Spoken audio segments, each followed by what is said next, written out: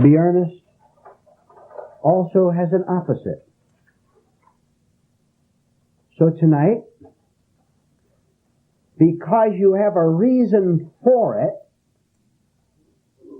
a solid reason for it, an authentic reason for it, you are all to be happy and cheerful and light. Well, one or two of you smile. With effort. You're so heavy. How can you carry yourself around all day? So I'll tell you a light little story. And then we'll get down to business. Remember I came to your house yesterday, John, in the afternoon, 3 or 4, something like that. And I was coming down Wyoming Street from the center of town toward Joan's house. And I came to the Boulevard stop. And I stopped there for a second, and right in front of me, cars were coming from down the hill. One car came in front of me, went on past. Another car went right in front of me, went on past. A third car went from the left. What's going on? The third car was a horse. There was a horse that got away, no rider or anything, no saddle. That horse was trotting with absolute perfect confidence behind the second car. And I said to myself, very funny, but I've got to get a lesson from this. What on earth can I get? I finally got the lesson, which is this. We only notice the unexpected. Can you imagine you sitting there kind of, you're not paying attention. One car goes by, second car, a horse. That's what happened.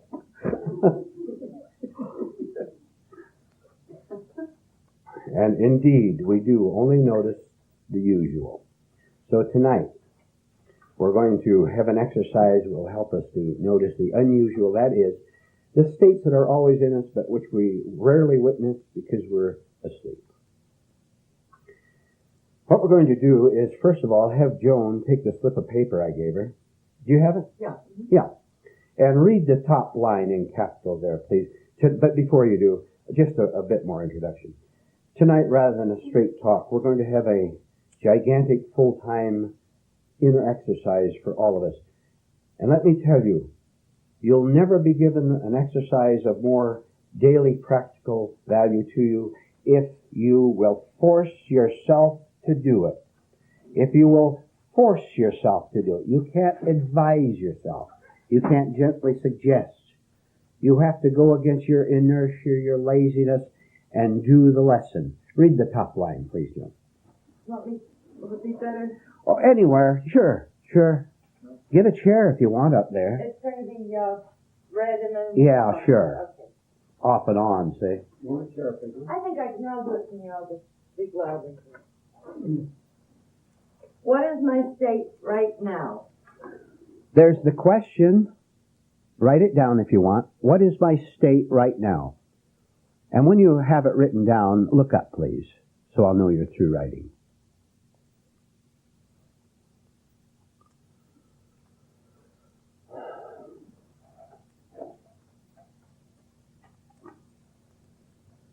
All right.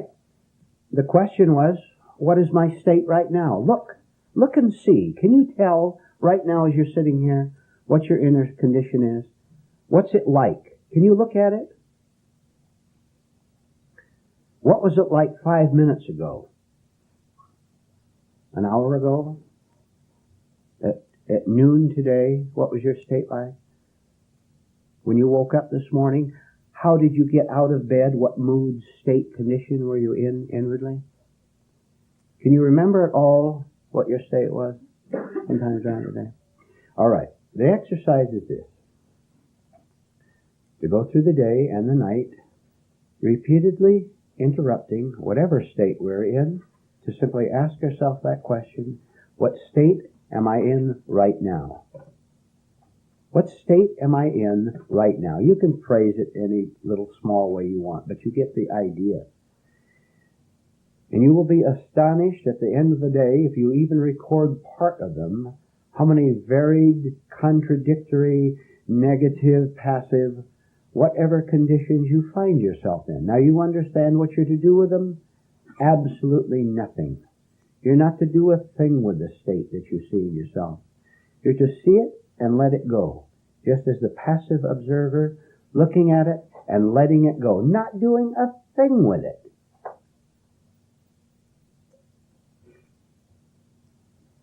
All right, Joan. We're going to have some examples, and you're going to have to find your own as you watch yourself throughout the day.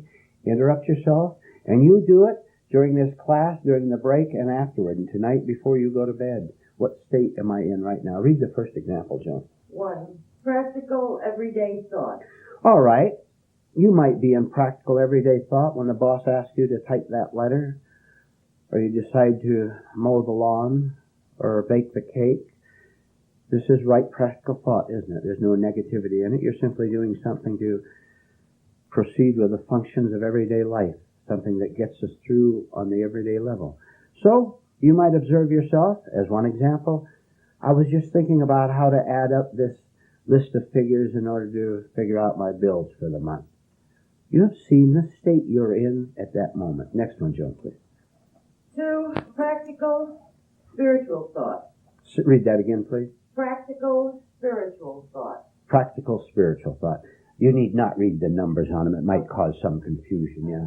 Practical spiritual thought. Does that present any problem to you? Haven't you ever sat down and just reflected, tried to understand, tried to make connections between some of the ideas that have been presented here? Just practical spiritual thought. I wonder what that means. I wonder if that could apply to me. I wonder if there's a connection between the grief I've experienced in my life and the way my mind operates. I wonder if my arguing all the time has a connection with my rejection of the truth, which I say that I want. Practical, reflective thought. We're trying to figure out the whole business and connect it with our personal life. You might observe that in yourself. Go ahead, Joe. Feeling blamed. Feeling blamed. How many of you feel blamed? You ever notice a very interesting thing? I've noticed it quite often over the years, and back and forth in myself and in other people. Something goes wrong. It goes wrong as little children. Someone breaks the vase and Mama comes into the room. What's our first words? I didn't do it. Billy did it. Right? This little childhood habit has come with us as we grow up, and the first thing we want the boss to know, want the wife to know, the husband to know, whoever to know. I didn't do it. All because we feel that if someone bawls us out one more time, it's going to be too much. So at all costs, let's protect ourselves from being blamed. Don't you know in this work, we're doing the opposite of that. We want to see what is wrong instead of defending ourselves. And to be unjustly, innocently accused is one of the most magnificent things that could ever happen to you in life. To be unjustly accused. You were innocent of it, and you were accused. Christ hung on the cross, right? Unjustly accused by madmen. He took that. And we can hardly wait to say, that wasn't my fault. Maybe we catch ourselves trying to get out of a responsibility or defending ourselves in some way, fearing we're going to be blamed because we fear. When are you going to stop fearing the wrath of man? Any man, any woman. When are you going to stop fearing their wrath so that you submit, so that you concede, so you tremble, so you fawn? Why are you afraid of anyone? Why are you so afraid that you argue with people? Don't you know that when you argue because you're scared?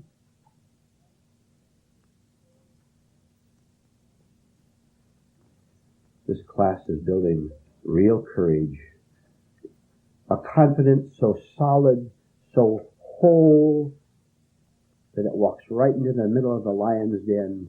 And it doesn't even smile, because even that would be wasted, see. That would be dramatics, wouldn't it? I'm not afraid.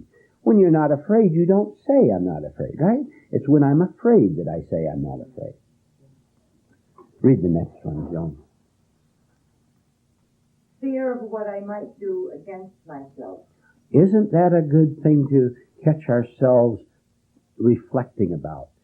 Do any of you, or do any of you, ever have any kind of a fear of what your own neurosis might get you into?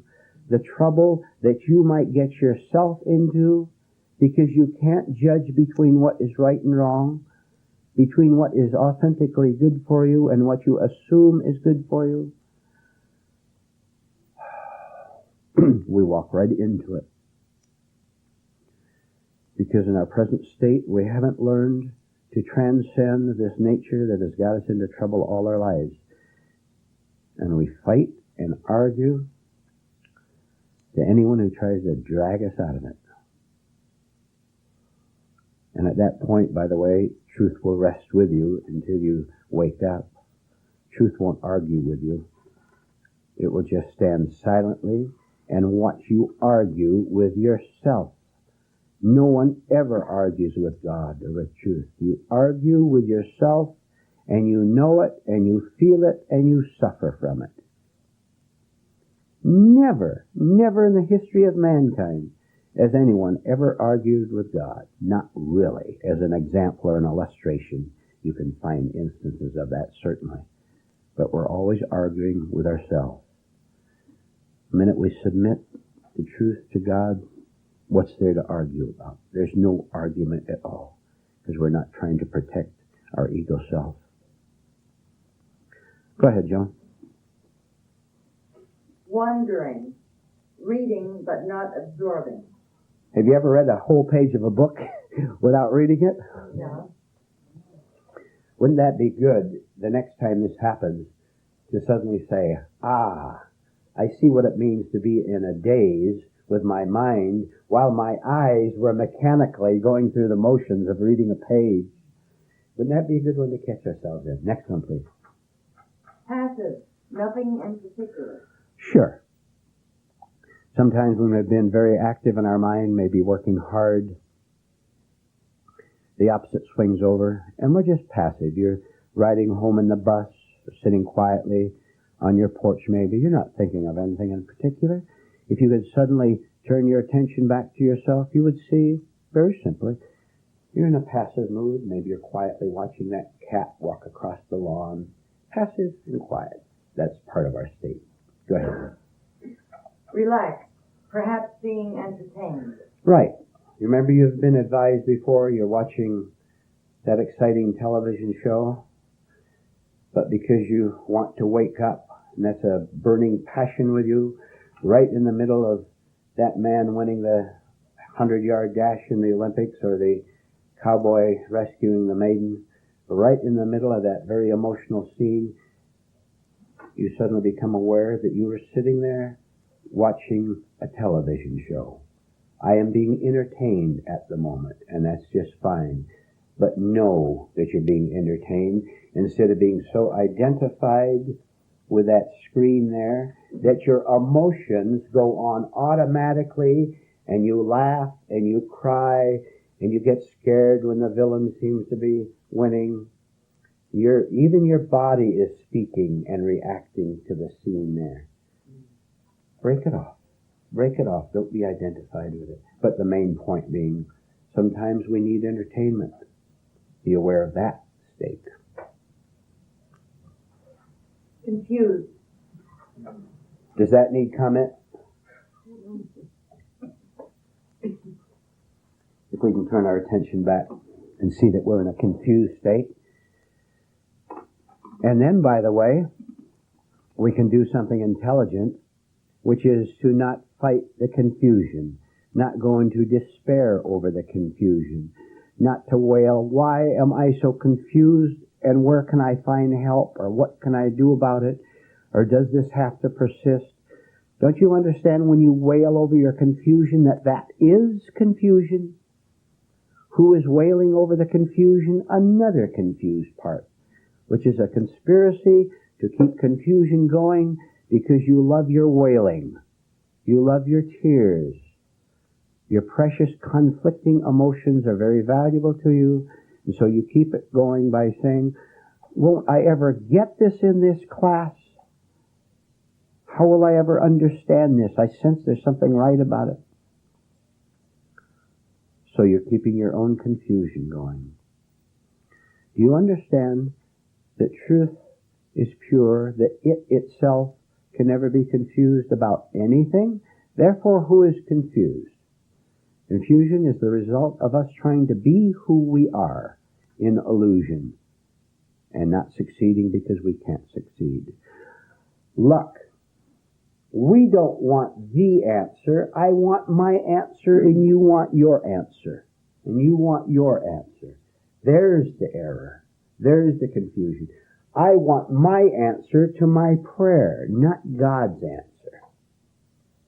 So I keep the confusion going, deceiving myself into thinking that I'm sincere and I'm lying. I'd rather be a self-deceiving liar than to give in to truth that could lift me above it. Tell you what, the next time you're confused, I will give you one simple instruction. And what a blow against your confusion it will be.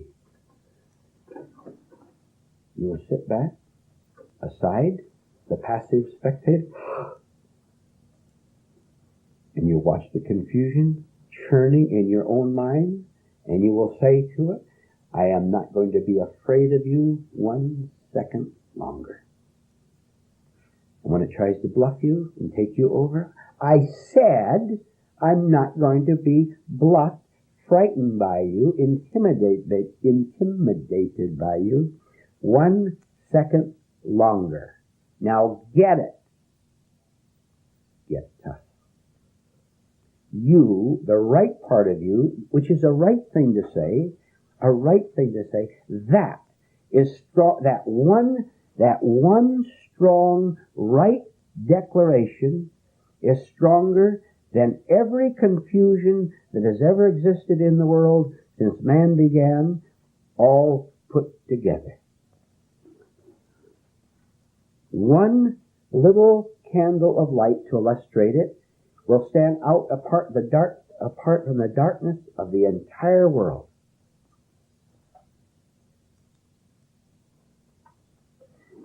Your trouble is you submit.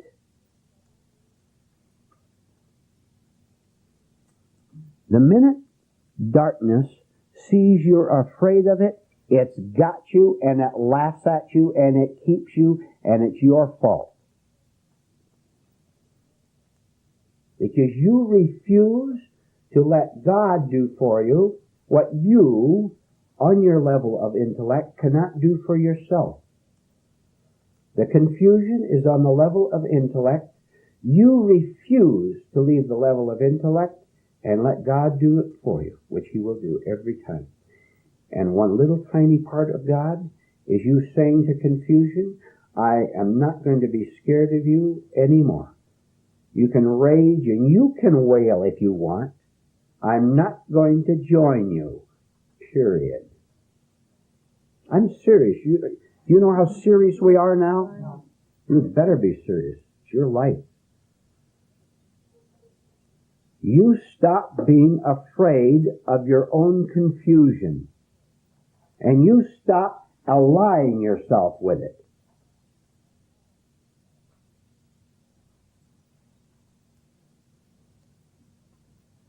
Truth is clarity.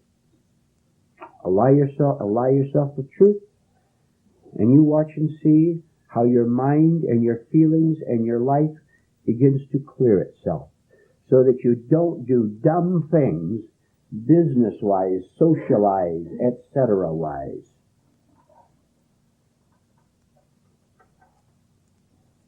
Read the next one, Joan, when you can. Acting. Acting. If you'll observe yourself very carefully during the break and after the meeting, you'll be able to detect the truth of a statement that has been made in this class many times, that all of us are superb actors and actresses.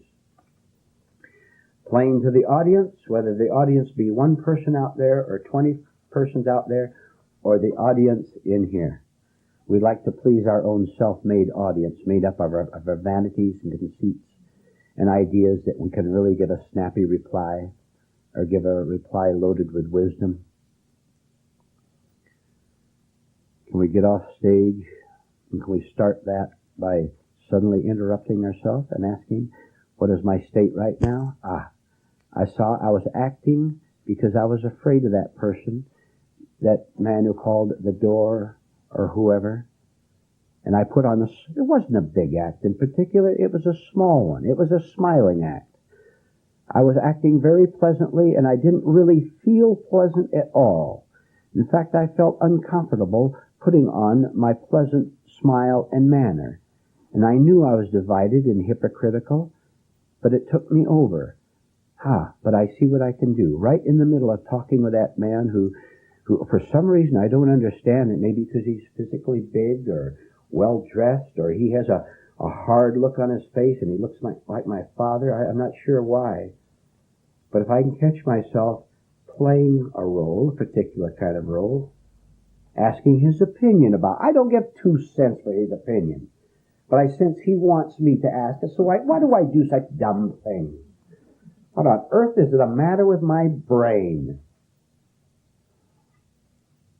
Okay, I can begin to correct it by right in the middle of getting ready to ask that domineering man a question, what is my state right now? And stop right in the middle of asking him that question.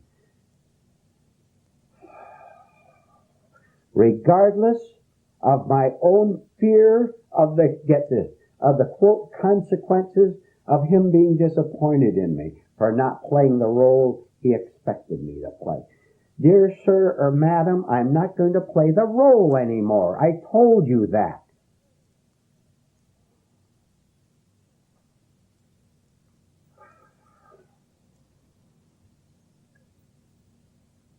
I've crossed the river. I'm not going to do it anymore. I'm not going back. If I stumble, I'll just get up and start all over again. Let's get off the stage. Go ahead, John. False enthusiasm. False enthusiasm. Without exception, each one of you in this room expresses false enthusiasm over things that bore you. But is it expected of you by other people? You want to please them? Or you got into a habit of doing a certain thing that maybe used to give you pleasure or used to be a duty or something, and so you feel guilty or you feel uncomfortable over simply breaking off the mechanical habit. Turn your attention back on yourself and read that one again, John. Read the same one again. False enthusiasm. False enthusiasm. Try to catch yourself being bubbly because it's expected of you, but you don't really feel it. Oh, what energy you will save in small ones. Just a minute, Jim, please. And little tiny small ones. Just watch the small ones. Someone says, you know, my favorite actor is John Wayne. And you say, oh, me too. I saw that last picture. That's a little eye jumping in, wanting to join the drama. False enthusiasm. Because we wanted to feel the excitement. Well, did you have a question, Jim? Yeah. Let's finish the list first, please. Give me the number, Joan. The word. Next number. Numbers, okay, arguing. What's the number of it? 11. Arguing. Okay. Have you ever turned your attention back on yourself and caught yourself arguing with yourself? Right? Pretty dumb argument, huh? Read 12, please. Indignant. We haven't used that word very much. Watch yourself being indignant that you weren't treated the way you expected to be, the way your Royal Highness should be treated. Indignation. It's kind of a small one and slips by us real fast, doesn't it? Next, please. Talking to oneself. How many of you enjoy? I don't think I need to comment much on that one. What's the next? 13? 14. Listening to another person talk. Listening to another person talk. Okay, that's also another state we could simply find ourselves in. When you're listening to another person talk, can you simply watch the state you're in, what your reactions are? What state am I in right now when I'm listening to you discuss something? What? Am I impatient, wanting you to stop so that I can jump in with my brilliant comment? Or am I saying, oh, I've heard that 10 times before? Or is he saying something and I'm listening very carefully because my self-interest is involved? He just said that Rudy's bringing in a couple dozen donuts and I listen carefully because I want a donut. What is my state right now while I'm listening to you talk? Next, please. Defensive. Defensive. No comment needed on that one. Just look and see where we're being defensive. Next, please. Lying. Is that the last one? Okay. All through the day, catch yourself. I'll catch myself. Turning the arrow back and saying, what am I lying about now? You know that you are aware, are you not, that we can lie with our physical bodies? Pretending to be enthusiastic like that when we're not. Or the facial expression again. What am I lying about now which keeps me in division? Which keeps me uncomfortable? We'll continue with this after a break. Then we'll have your comment, Jim, okay? Let's take a break. How can you have a sense of humor when you take yourself seriously?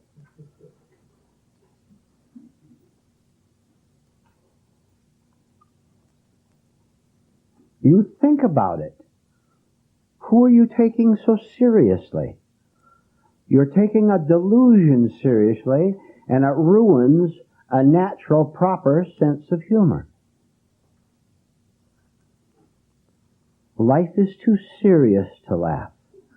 It is serious, wrongly serious, because your illusions, your self-centeredness, or mine, make it so. You want to walk lightly? You want to walk lightly in this heavy world? See these facts. Then see if you're concerned with anything more but to make money, to keep bread on the table and a roof over your head. Have friends if you want. Have a wife if you want or don't want. Husband if you want or don't want. Family if you want or don't want. Then you'll be able to do what you want to do instead of what your neurosis dictates.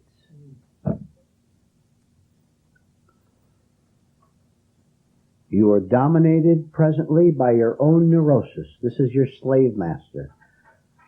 And you obey it without question.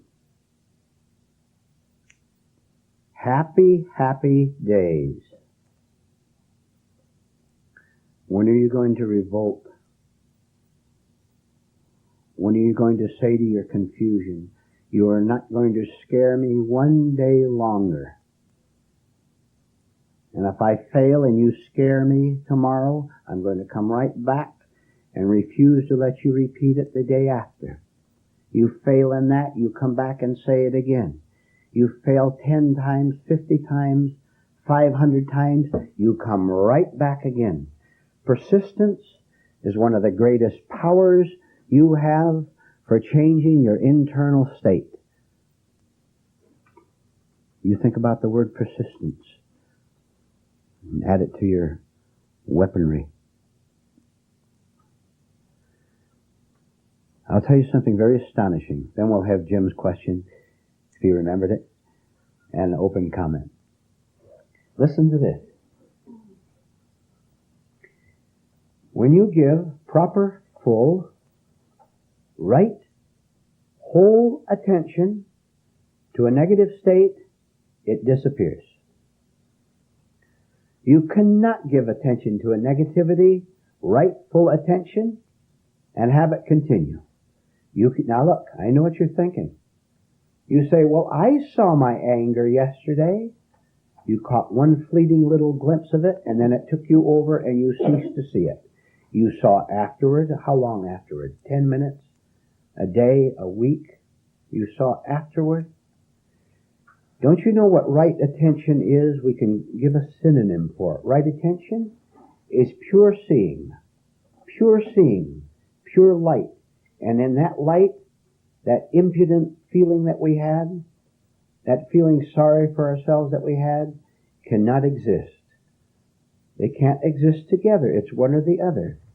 I'm very attentive to myself. You're very attentive. Do it now. Be fully attentive to your inner state right now. See what it is. It may not be particularly negative now. It may be passive. Remember we covered some examples of that? When you're purely attentive to your state, you can't be negative. I know right now that I am not negative.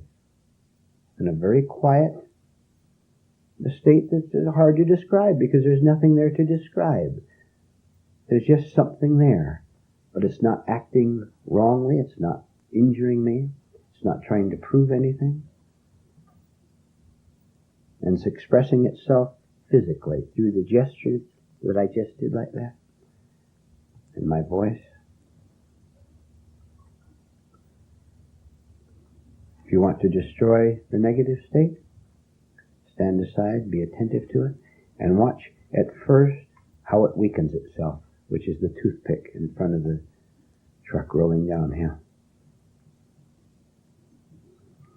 Negativities of all kinds, wrong feelings exist because of inattention to them. Inattention to them consists of identification with them. I am that state, and I love it. I love to complain. I love to have a cause, some stupid social cause. Without that cause, I'd have to slow down and come to the end of myself. And that's the last thing I want to do. I want to be me if it kills me, and it will.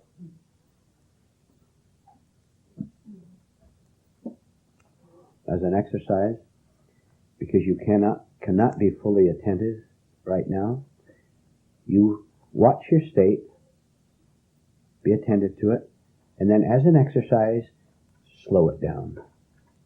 Slow it down. You're angry about something, slow it down.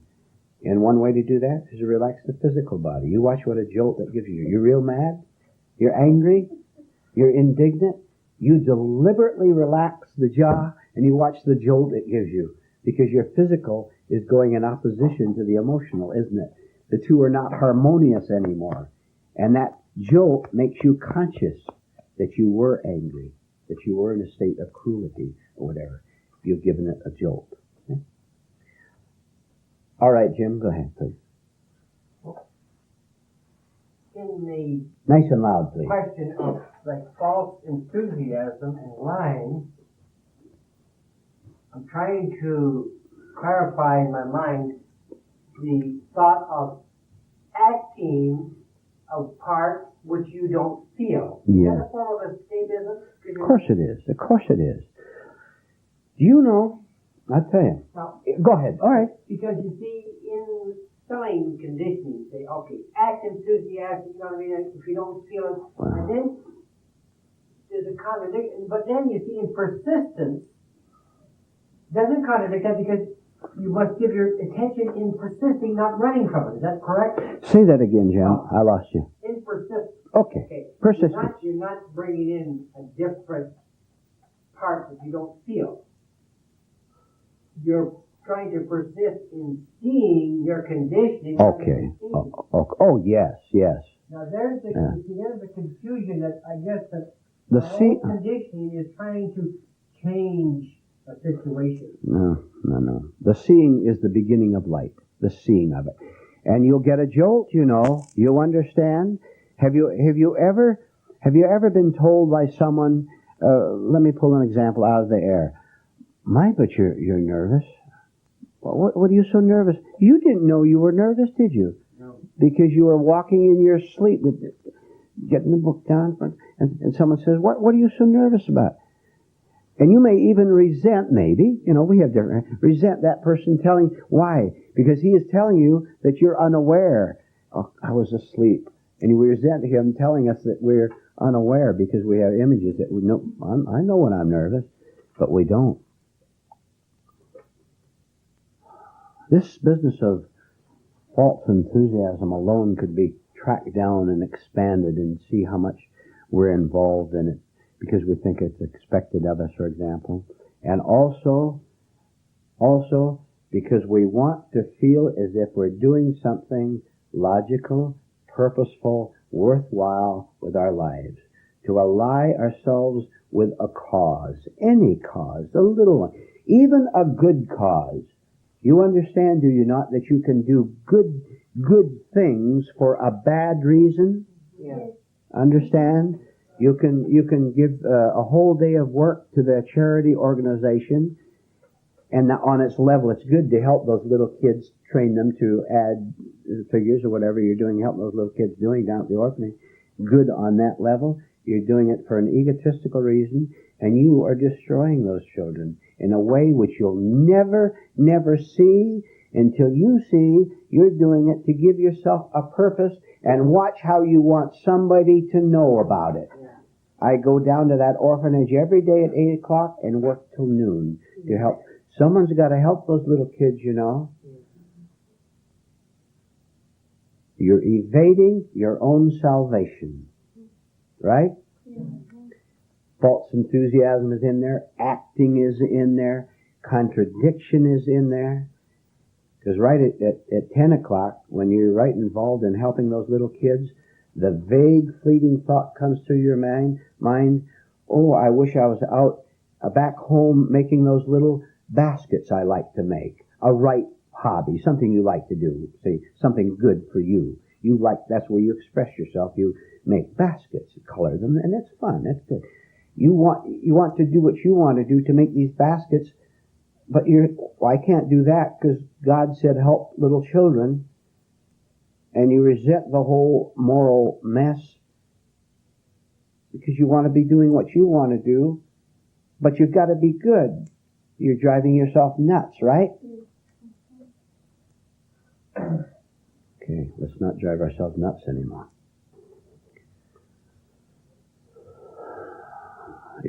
You're doing far more, and you know it, for those little kids at the orphanage if you stay home and build little baskets, because you are becoming a self-integrated human being, which will reflect itself back to that orphanage 10,000 miles away.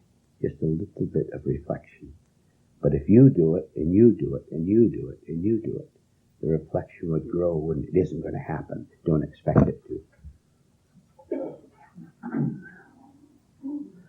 Isn't it strange how afraid we are to do what is really right? Not only for me, but for using. Because we don't know what is really right. We think it's good works.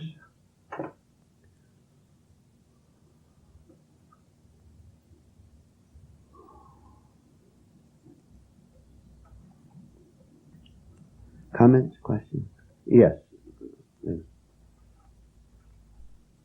Part of the answer to Jim's question is that the perseverance in the work is perseverance to dismantle. That it is perseverance to get off stage, to stop playing the role, to let the thing go, just to drop it in mid-course, so that it's not perseverance in the sense of the world is to perpetuate what I have called myself. This kind of perseverance is exactly the opposite. It's an unwinding as distinguished from a winding up. Just the effort to empty as distinguished from the effort to keep full. Correct.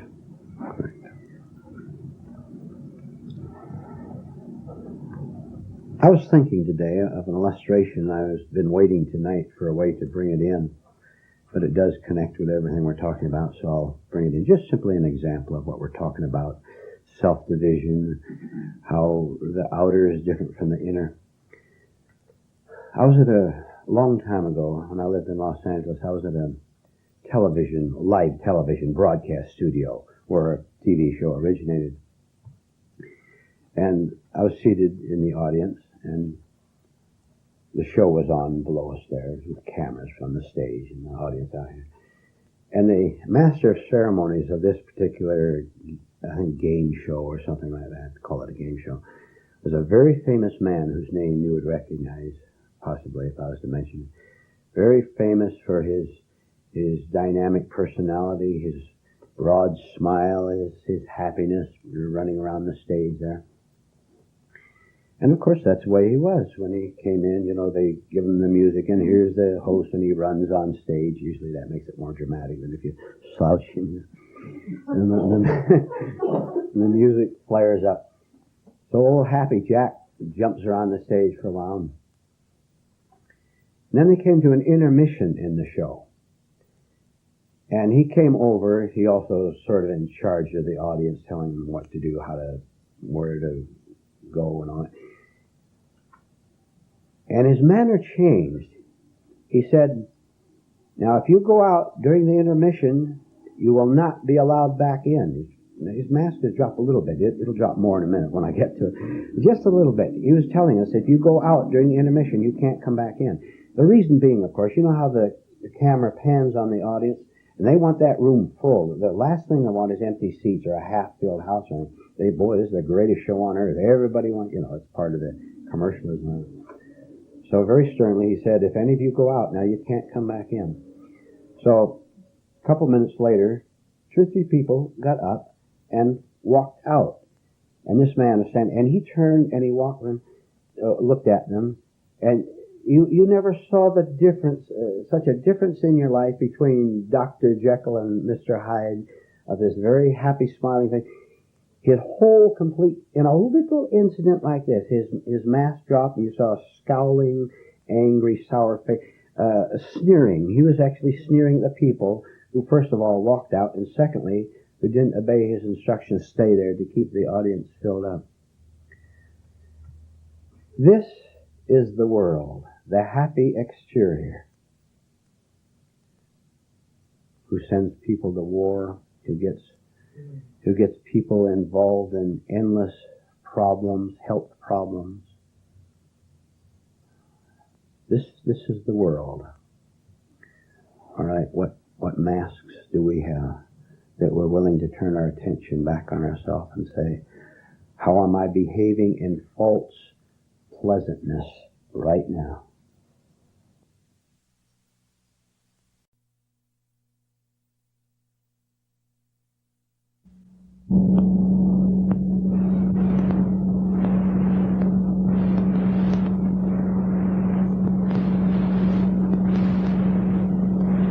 To slow down.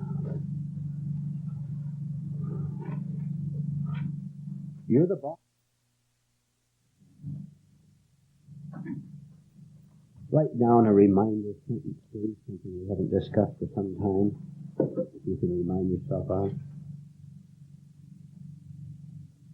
Only my imaginary world can collapse, and the sooner the better. Only my imaginary world can collapse, and the sooner the better.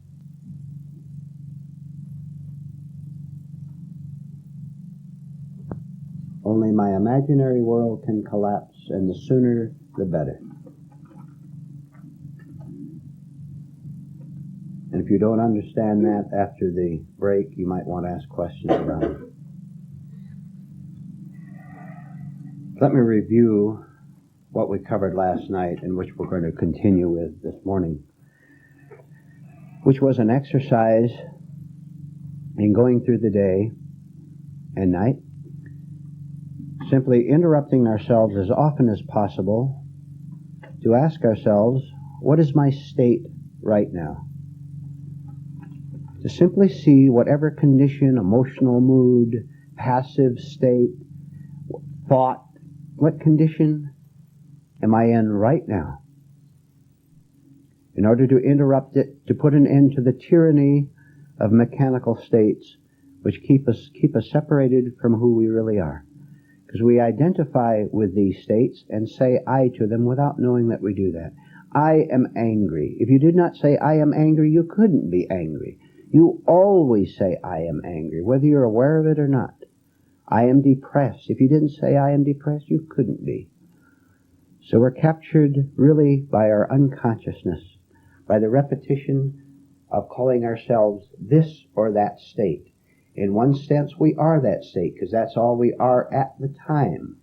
You are depressed, but it's not really you who's depressed at all, but a continuing of the idea, I am depressed, connected with emotions, because we love that state. So we're going to continue this morning with some examples, which I'm going to have Joan read in a minute. But first, let me ask Leland first, and then I'll ask the rest of you.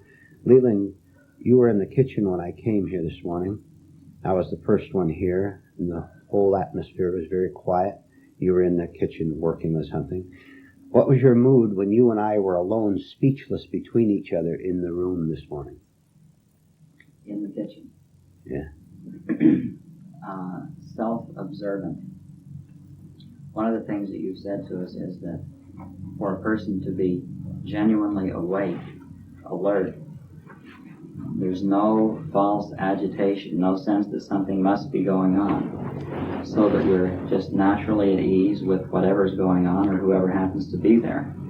Now, obviously you happen to be a very special person in my personal life, and so I must watch to see that there's nothing false or artificial that is going on from me toward you. Right. And so that is what was happening. That was my state, to observe. Right. That there actually was a little something there that wasn't right, but just observing it. Mm-hmm.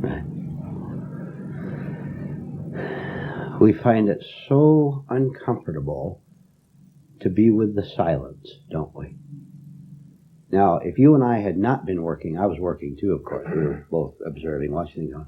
If either one of us had not been working quite as alertly as we perhaps were, you could have said something to me, I could have said something to you in order to break the silence. In other words, to interject an artificial atmosphere in it so as to hide from our discomfort of nothing being said. We both endured the silence, did we not?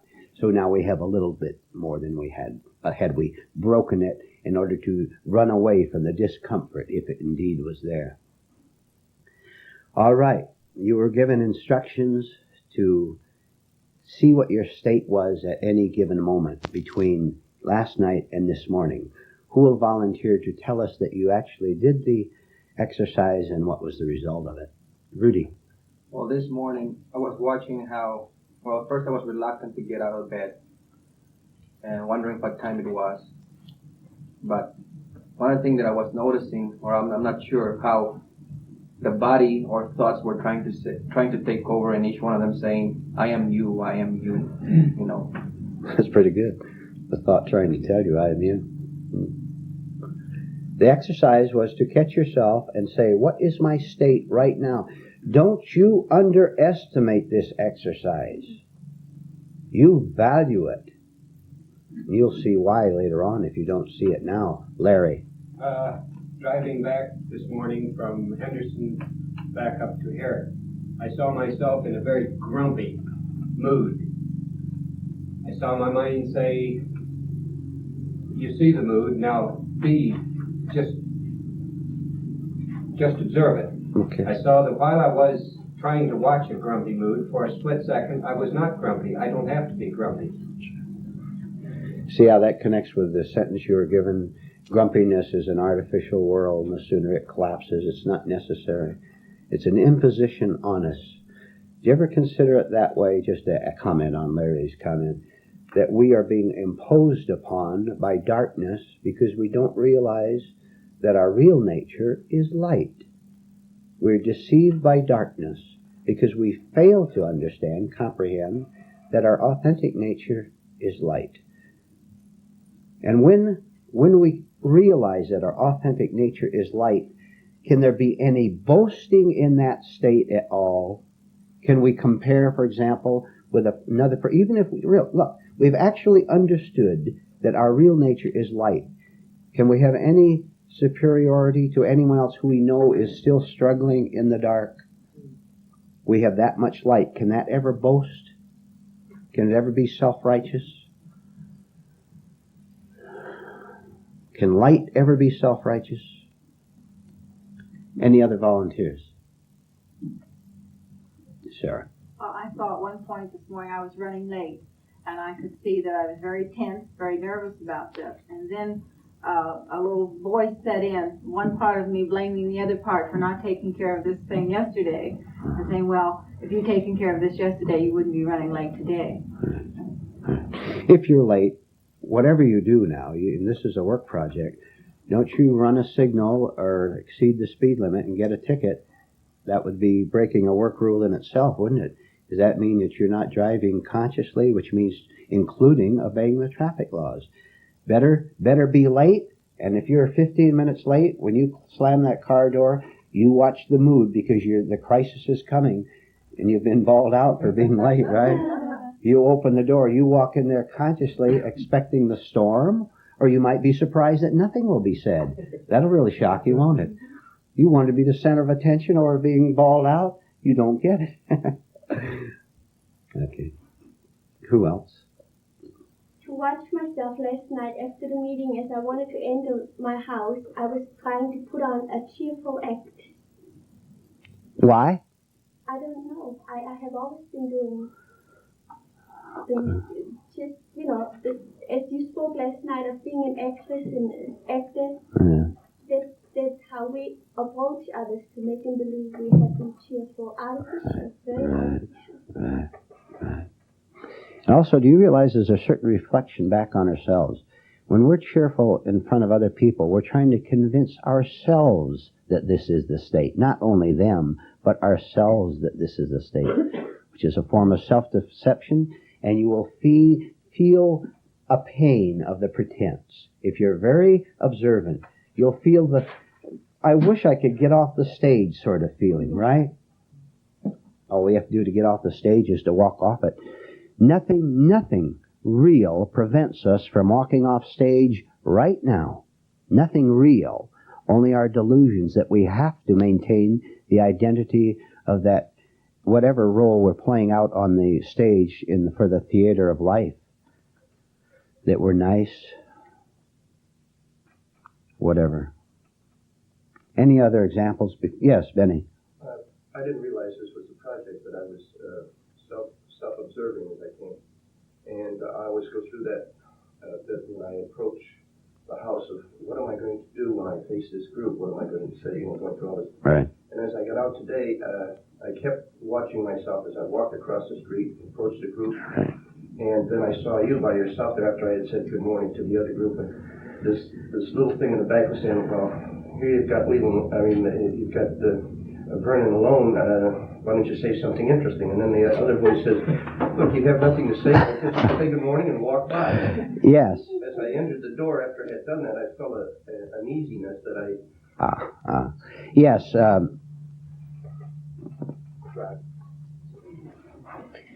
You and I were also working, Benny. I saw you approach. I saw you come up.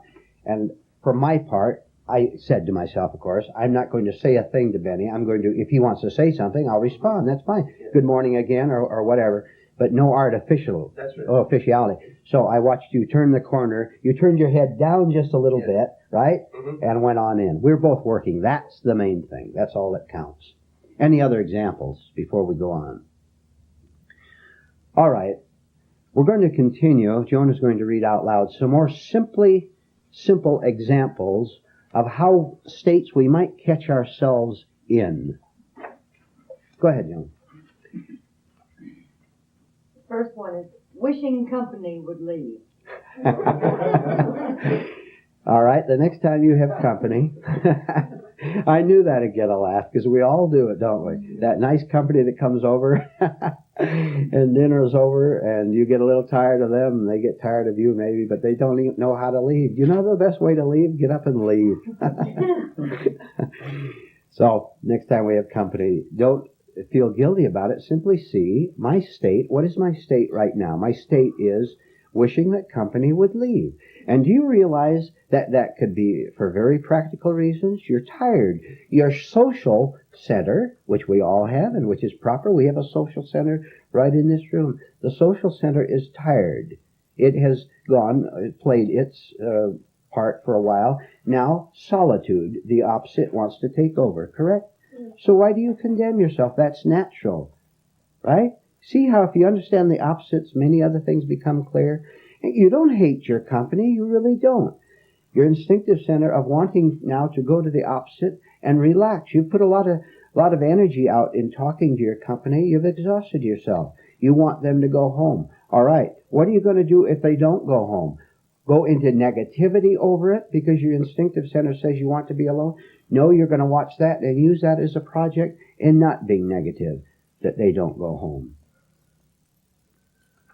Larry, comment? May I offer another one? Go ahead. Okay. Go ahead. Yesterday afternoon, just a little bit before time to get a shower and drive over here from where I live, I looked out my trailer. When I heard a car, I looked out and I saw a man coming to my trailer who is all right, but I didn't Make it fast, Larry. Make it fast. I didn't have time for his blab. I was going to be rude and lock the trailer, not answer the door. But instead, I went outside, sat with him a few minutes, and finally, I just said to him, I must take a shower and leave in a few minutes. He looked a bit offended. I spoke the truth to him, and that was that, and I saw a little offense on him at me stating a fact. Well, what about you? What was your state? What was my state? Time element involved. Take a shower, drive so long over here, watching the clock. What was my state? Nervous haste? No. The other side. I didn't want to sit there and blab and then drive quickly over here. It's not safe on that road. All right, hold it. All right, please, no more comments till we've exhausted the list. We'll have plenty of time for comments afterward. Let's be orderly. Go, Joan. Imitating. Imitating? Yes. Have you ever caught yourself imitating someone else, someone you admire, someone that makes a clever remark and you can hardly wait to get in another situation, or you can imitate their clever remark? Catch yourself in that state. That's an artificial state, isn't it? We want to make an impression. Next. Display of sympathy. Display of sympathy. Who displays sympathy with people because you think it's expected of you? You can be properly sympathetic, and you know the best sympathy is to not be in false sympathy, which they will detect and eat up. Next, please. Deny with emotion. Say that again. Deny with emotion. Ah, yes. We're accused of something, we deny with emotion, and we might even agree with our heads. Nah, that's right, I did make that goof. But we deny it inwardly. There's something very stubborn about us that doesn't want to admit wholly and fully that there's something wrong with this inner machinery. Go ahead. Frozen. Frozen. Frozen attitudes. Am I in a frozen attitude because someone said something to me? I freeze up. That is my defense against getting hurt. I freeze up as a defense against getting fully hurt against that remark you made to me. That is my state. Frozen. Go. Carried away. Carried away. Who has been carried away by a situation? Recklessly. You should be able to fill in a dozen examples there. Next, please. Pleasure over revenge. Pleasure over revenge. Are we all so spiritual that we never ever take a small feeling of pleasure in someone, an enemy, getting hurt? Whether the revenge was ours or not, they get their comeuppance and we feel a pleasure over it? Who is getting damaged by pleasure in revenge towards someone? I get damaged. Next, please. Looking for something to say. Ah, isn't that good? Both Benny and I and Leland and I worked with that this morning, looking for something to say. Why not endure in great pain the silence instead of talking mechanically? Watch your resentment at being carried away by compulsive chatter when the room goes into silence. You will say something at the same time you say it. Watch your resentment at your compulsiveness, your cowardliness of not enduring the silence, of having to say something. Now you feel a certain false relief, and you have also done the cowardly thing of forcing the other person to pick up your question or comment while you sit back and let him hurt himself with his mechanical reply. See how we hurt others to the degree we hurt ourselves? Let's endure the silence and not be afraid of it. Go. Self-righteousness. How many self-righteous people do we have in the room? How many of you like to brag that you don't drink? How many of you like to boast that you don't smoke? Every time you condemn someone else for a sin, look at yourself. Quote it for us, Leland. Let he who is without Sin cast the first stone. Let he who is without sin among you cast the first stone. Next, Joan. Trying to appear daring. Trying to appear daring. What does that mean to you? Apparently nothing. Larry? Bluff is good. Have any of you... Now, let's see. Dorothy? Go ahead. Liking to be outrageous. Liking to be outrageous. That's pretty good. Yes. Have any of you ladies ever even dressed daringly? Oh, yes.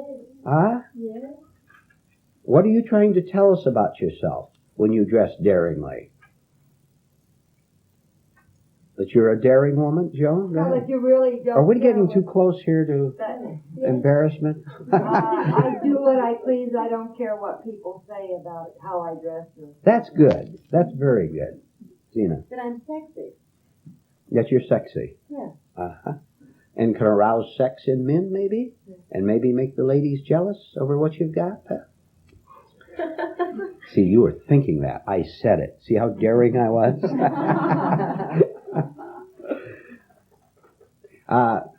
Boasting about sin is a very good one. You remember how we boasted about that sinful thing we did years ago, maybe? Showing how daring we were to sin. Go ahead, Joan. Wanting allies and confirmation. Mm-hmm. Wanting allies and confirmation. Who in your life that you are associated with you like because you know that they're as dumb as you are, therefore they will back up your original dumbness.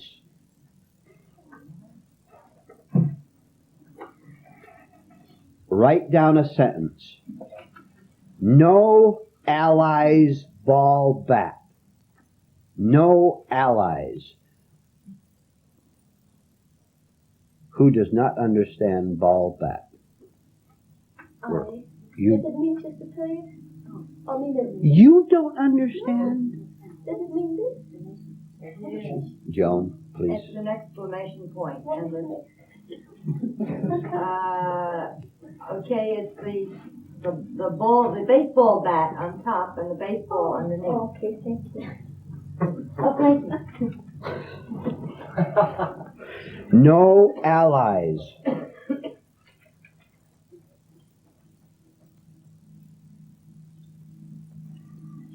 When you're through, Joan, read the next one. A wish to find out. A wish to find out. Oh, that is a good state to be in, isn't it?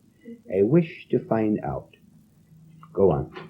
Fear of being found out. Fear of being found out. Come on now.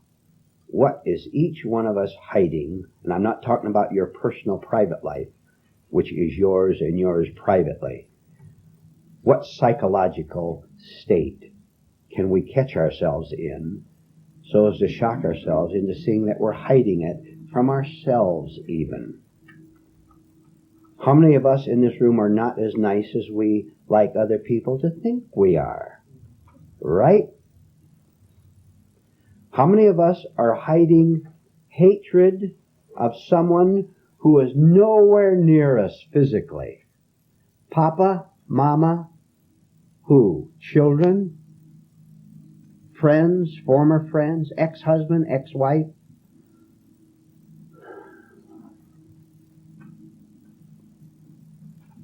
Don't identify with your dislike, hatred, contempt for other people, anyone. Don't hide that from yourself. That's disastrous, isn't it? That gnaws all day long, all life long. Next, Joe. Guarded. Guarded, sure. Guarded looks, guarded words, guarded manner. Some of you in this room have a guarded manner that says, don't come too close to me. Don't come too close. And it's right in your face. Leland does not have that at all, by the way. Leland has practically no guardedness about him at all. Next, please. Playing the role of an advisor. Playing the role of an advisor. That's a good one. Comment on it. You. You started. Give my advice if people want it or don't. If they don't want it, I knock them over the head and give it to them. What strain there is in being a compulsive teacher, a compulsive advisor. Watch yourself the next time you give advice to someone. You wish you could get off that stage. All people, big-time preachers, psychiatrists or whatever, who have audiences of any size at all, are quite unaware of how they wearily take the next patient, wearily give the next talk. Well, time to go to work again. Right? That means it's compulsive. It means that you or I, if we do it, are getting something egotistical out of it. Playing the role again. And it's very, very difficult to even detect this, to say nothing of dropping it. You should be able to advise others or not advise. And if you're advising people professionally in order to get money from it or ego enhancement from it, watch how difficult it is to say, I'm not going to do that anymore if I have to give up fame and fortune and go out and grow potatoes for a living. I would rather grow potatoes for a living because I'll be free of inner division. The inner division I had when I was a compulsive teacher or advisor. Which do you want? To be a free human being growing potatoes for a living, or to make $1 million a year and be divided and not see it but suffer from it anyway? Joan, tell me when it's the last one. Okay.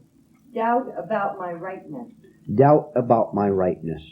Connect that with what was just said about being a compulsive advisor. Can you watch yourself giving advice to someone else and say, wow, I'm sure glad I don't have to follow my own advice.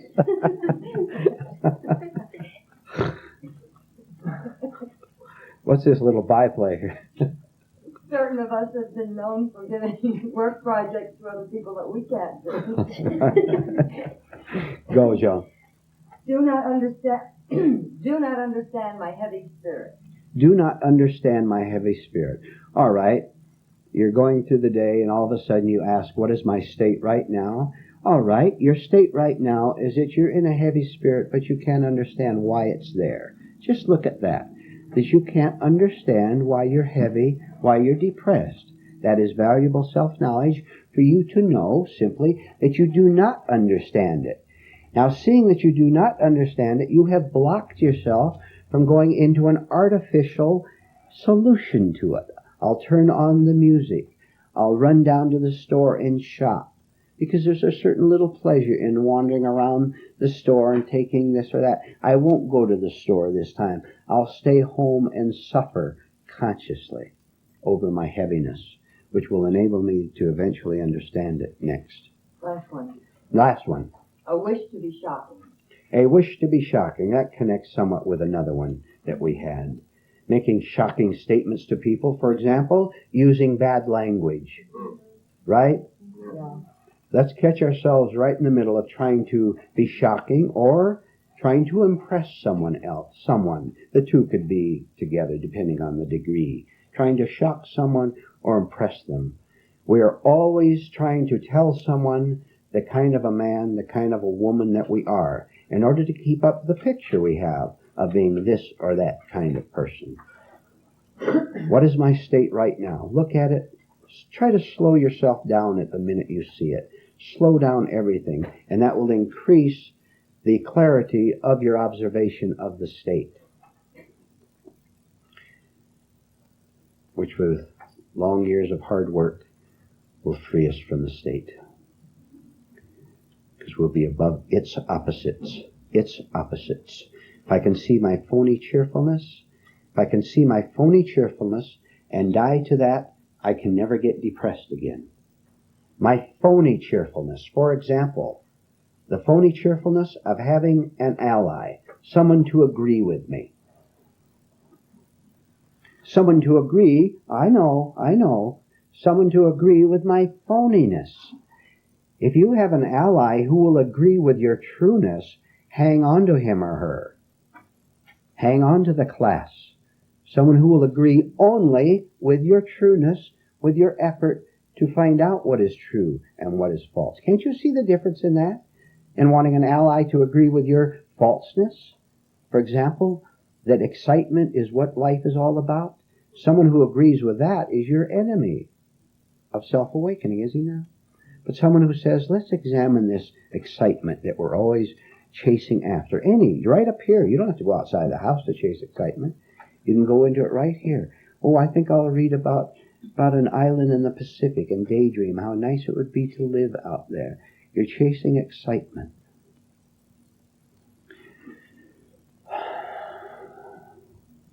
Let's take I'll go, then we'll take a break. You said if we could end false cheerfulness, Pardon? if we end false cheerfulness, we'll end the depression? Well, of course, because they're the same thing. Really? Yeah. Isn't it? Yeah. When you are falsely cheerful, excited over the holiday that you're going to tomorrow, don't you know you're depressed? You have to be depressed because you're living in time instead of right now. Yeah. Right? Yeah. Understand? Then take a break. We discussed something during the break which can be illustrated as follows. Suppose you live in a castle, nice pretty place, inside and outside. But down in the dungeon there's an evil spirit who lives down in the dungeon of this castle. And every day and every night this evil spirit comes upstairs up into the castle and torments you and beats you up and calls you names and tells you you're worthless and then tells you that you're a great king. He lies to you in every way possible and just torments you. And because you're very weak, although you live in the castle, the evil spirit comes up every day and torments you. So you have a visit one day from a friend. He lives outside the castle and he therefore understands what is going on in there. He can see things about it that you can't see. So the friend says, look, this is your castle. It belongs to you. Why do you tolerate that evil spirit coming up every day, beating you up, tormenting you, scolding you, making you miserable in general, making you scared? Why do you tolerate him coming up? Why don't you just boot him out? It's your castle. This belongs to you. I can't figure out why you permit him to stay down there where he can come up and assail you every day. And you say something like this, well, look, you understand, don't you, that he's been doing this for 30 years. This spirit down there has been coming up here tormenting me for 30 years. Haven't you ever heard of such a thing as loyalty?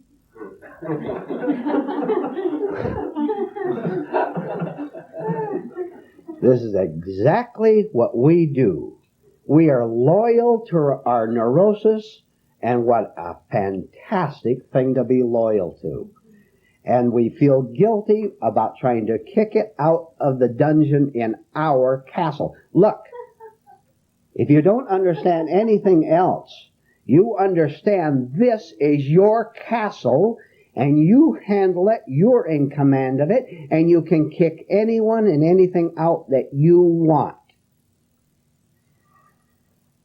You don't understand yet this is your castle. You think you have to share it with that devil down there. You don't kick him out. You start kicking him out, and watch the different tricks that he, the evil spirit, the devil, same thing, tries to play on you in order to maintain his residency down in the dungeon so he can keep coming up. As long as he lives there, he will keep coming up. He has no task on earth but to come up and torment you. That's his purpose in life, to torment you. You watch all the tricks. What? The sweet talk. You are disloyal. You leave the church, you are disloyal, and God may send you to hell. That one he'll always try to use. The threat. The disappearance for short periods of time, so you think, I guess I was pretty decisive and firm. I told him to get out, and get out within 24. This castle isn't big enough for the both of them. So he'll lie low for a couple days, right? Pretty soon you'll see the pitchfork coming up above the trap door.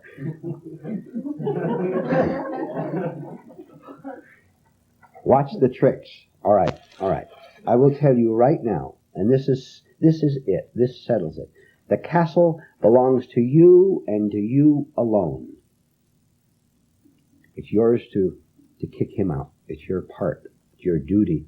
It's your power to kick him out. Through, for example, asking, what is my state right now? And if you see that evil spirit tormenting you right now, you tell him he has no place in your life, whatever. He has no power to come up anymore and torment you. All right, general discussion for a while. We have lots of time left. Benny. Something came to me on the break. Several months ago, you disturbed me and he was saying that, talking to play on emotion, false crying, an emotional thing, either at seeing something sad on television or something, and then going into this thing, and I couldn't understand what you were getting at. All of a sudden it hit me that if I were constantly in a state of self-observation, I could never let this happen to myself. And I realized the phoniness of it. I couldn't see it 7 months ago. You'd catch the evil spirit when he first started to come out. Yeah. Your observation of him. Enjoying this, going through this pitying state, You understand why we don't kick the spirit out of the dungeon. We enjoy his company. That's right. Because his nature is still part of our nature. There's still a correspondence there. That devil who comes up is me. And all the me I know up to this point. I was going to say the New Testament phrase is, the prince of this world cometh and hath nothing in me. There's nothing left in me to correspond, so okay. Can't have anything to do with that. Okay.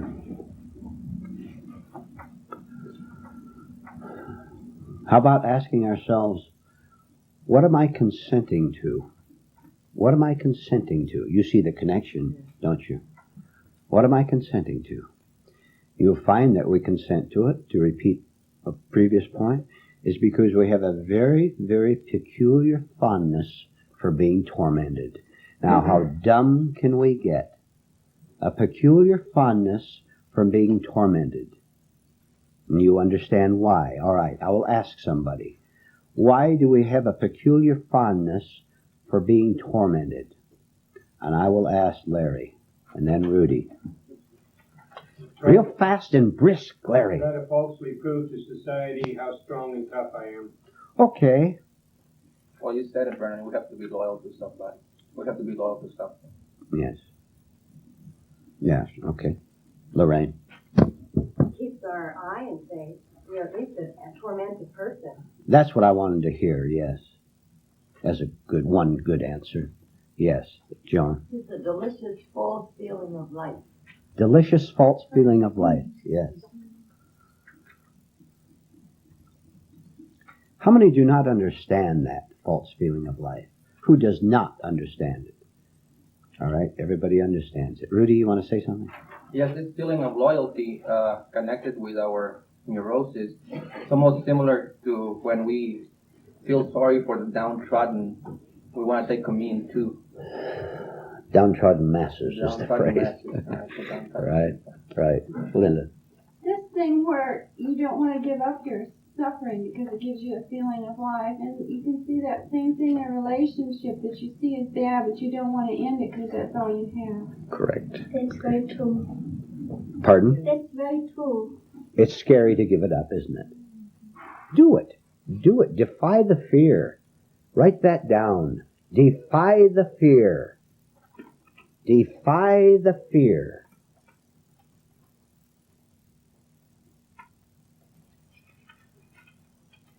And that defiance is a high form of defiance, is it not? Not in anger. At first it'll be in anger because you'll get all mixed up. Yeah. We understand that. Defiance is nothing more than understanding. Understanding, capital U. But we have to start working against ourselves with this one little right part of us. It's one little right soldier, to illustrate again, one little true soldier against 10,000 enemy soldiers. So he has to start defying, but that is right. And one little right soldier can scare the life out of 10,000 enemy soldiers. Think about that. Isn't that encouraging? Because that one little is a part of God, so to speak. Yes. It just occurred to me that what I have learned in this class is about fear, that I'm beginning to be able to detect what is fear. Am I making myself clear? Detect what? You detect fear in yourself? Yeah, but like, for instance, thinking you have to be friends with everybody or something could be basically a fear of being alone. Like, I'm learning now to know that what is fear. Yeah. Like before, I had to be scared out of my wits to know, oh, I'm fearful. But there's little teeny tiny ones. That's fear. Can you catch yourself in false friendliness with someone you meet in the supermarket? Yep. Yeah. Huh? Nothing is more valuable than to be wheeling your cart of groceries down. You turn into the aisle, and it's too late to turn away, right? And here he or she comes down that aisle, and you wonder whether it's too late to pretend you don't see him. Defy the fear, and you will push your cart right toward that person, as we did this morning. Push your cart right toward them to see what happens. You being as conscious as you can. For example, resisting the impulse to go into, 10, 20 yards, 15 yards, zero is approaching, when I suddenly, see?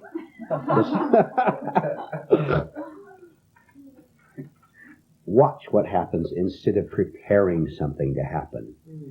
And you know, finally, when your carts cross, you can hear him sigh that he's past you. When you're past each other, you have something you never had before because you handled it with as much awareness as you could. Right? Now you have more. That's how we gain. That's how we get real gold. To evade it? No, that's cowardly. Don't you dare turn your cart away to the next aisle to miss him or her. Enter the battle. Consciously, deliberately, voluntarily.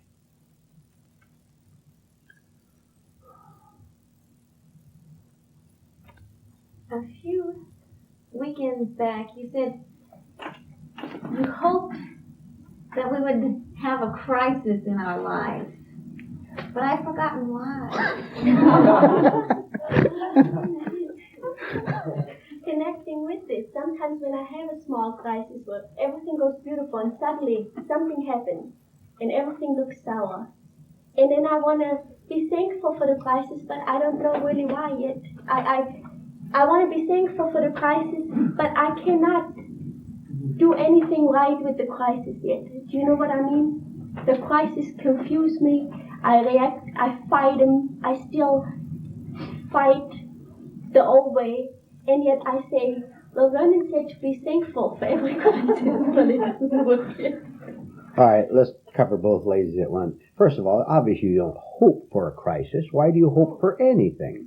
You're going to have them. Why even hope for them? See? Look, I'll tell you an error we make. This is very profound. Now listen. The error we make is thinking that I can and should do something with the crisis. All I can do is let the crisis destroy the idea that I can handle the crisis. See?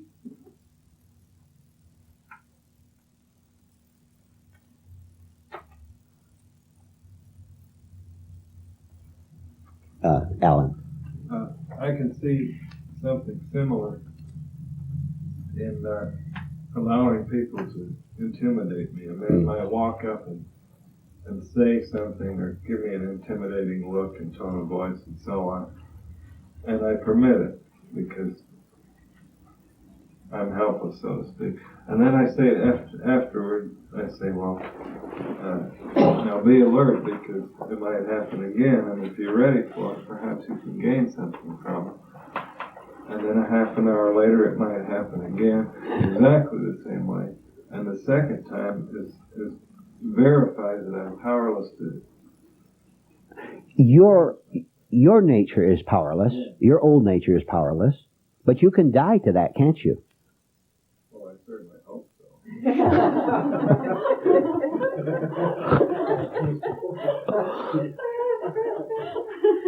I assure you can.